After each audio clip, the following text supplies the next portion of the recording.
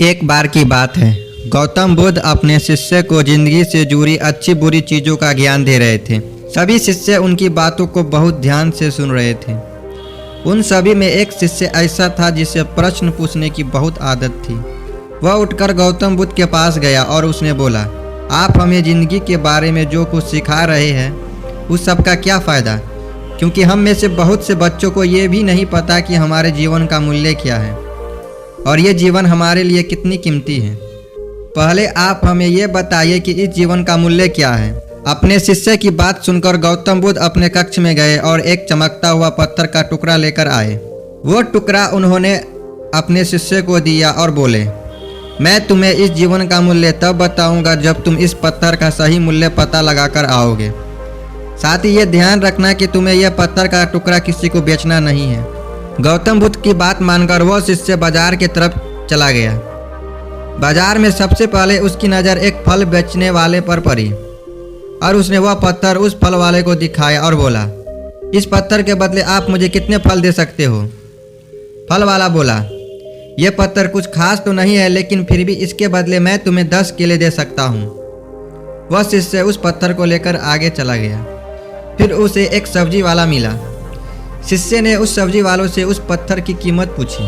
सब्जी वाले ने उस पत्थर को ध्यान से देखा और बोला, इस पत्थर की कीमत के बदले मैं तुम्हें ज़्यादा से ज़्यादा 1 बोरी भर के सब्जियां दे सकता हूँ। इसके बाद वह शिष्य उस पत्थर को लेकर एक सोने के व्यापारी के पास गया। उस पत्थर के टुकड़े की चमक देखते ही उस सोनार ने उसकी कीमत 100 सोने के सिक्के लगाई। शिष्य ने वह टुकड़ा बेचने से मना किया तो वह सोनार के बदले 200 सोने के सिक्के देने को भी राजी हो गया, लेकिन शिष्य ने वह पत्थर नहीं बेचा। इसके बाद वह शिष्य एक हीरे के व्यापारी के पास गया और उनके सामने उसने वह पत्थर के टुकड़े को रख दिया। उस पत्थर को देखते ही हीरे के व्यापारी ने एक साफ कपड़ा बिछाया, उस पत्थर को उसके ऊपर रखा, फिर उसकी परिक्रमा की और हाथ जोड़कर उस पत्थर को कपड़े में लपेटते हुए वो बोला, तुम जिसे मामूली पत्थर समझकर उसकी कीमत पूछ रहे हो, असल में ये एक बेशकीमती रूबी है। ऐसा रूबी हर किसी को नहीं मिलता। मैं अगर अपना सब कुछ बेच भी दूं तो भी इसका कीमत नहीं चुका सकता। उस व्यापारी की बातें सुनकर वह शिष्य हैरान हो गया। वह दौड़ा दौड़ा सीधा बुद्ध के पास आया और उसने जो कुछ भी बाजार में हुआ वो सब बताया। उसकी अचरज भरी बातें सुनकर गौतम बुद्ध बोले, तुम्हारे सवाल का जवाब इस रूबी कीमती में ही छिपा है। हमारा जीवन भी एक रूबी है। रूबी की तरह ये भी बेशकीमती है, लेकिन हम इस बात को हमेशा नज़रअंदाज करते हैं और अपने जीवन का मूल्य नहीं समझते हैं। हम दूसरों को देखकर और उनके जैसा जीवन जीने की कोशिश में अपने जीवन की कीमत को कम कर देते हैं। हम ये सोचते हैं कि हमारी ज़िंदगी की कीमत वही है जो दूसरे हमें बताते हैं, लेकिन ये बात हमेशा ध्यान रखना कि सामने वाले अपनी हैसियत, बुद्धि और अपनी समझ के हिसाब से तुम्हारी कीमत लगाता है। ज़िंदगी सिर्फ एक बार मिली है, इसलिए इसको बर्बाद ना करें।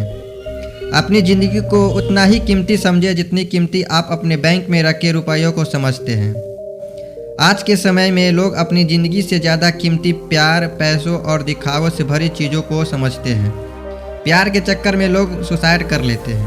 पैसों के चक्कर में ऐसा काम करने लग जाते हैं जिससे उनकी ज़िंदगी बर्बाद हो जाती है। नाम कमाने के चक्कर में उल्टे सीधे काम करने लग जाते हैं। हमेशा याद रखें कि दिखावा करना जरूरी नहीं है। प्यार दोबारा मिल सकता है, पैसा फिर कमाया जा सकता है, लेकिन ज़िंदगी को फिर से पाया नहीं जा सकता। इसलिए अपनी इस बेशकीमती ज़िंदगी को अच्छे से जिए, हर पल का आनंद लें। कभी ये ना सोचें कि आप इस दुनिया में किसी काम के नहीं हैं, ना कभी ये सोचें कि आपकी ज़िंदगी व्यर्थ है। आपके होने या ना होने से कुछ फ़र्क नहीं पड़ता। जब भी ऐसे नेगेटिव विचार आपके मन में आए तो खुद को बस ये याद दिलाए कि जीवन एक रूबी है और ये बेशकीमती है। अगर आपको इस छोटी सी वीडियो से कुछ सीखने को मिली हो तो वीडियो को लाइक और चैनल को सब्सक्राइब कर दीजिए और अपने दोस्तों में भी ये वीडियो को शेयर कर दीजिए। मिलते हैं किसी और वीडियो में, तब तक के लिए अपना ख्याल रखिए।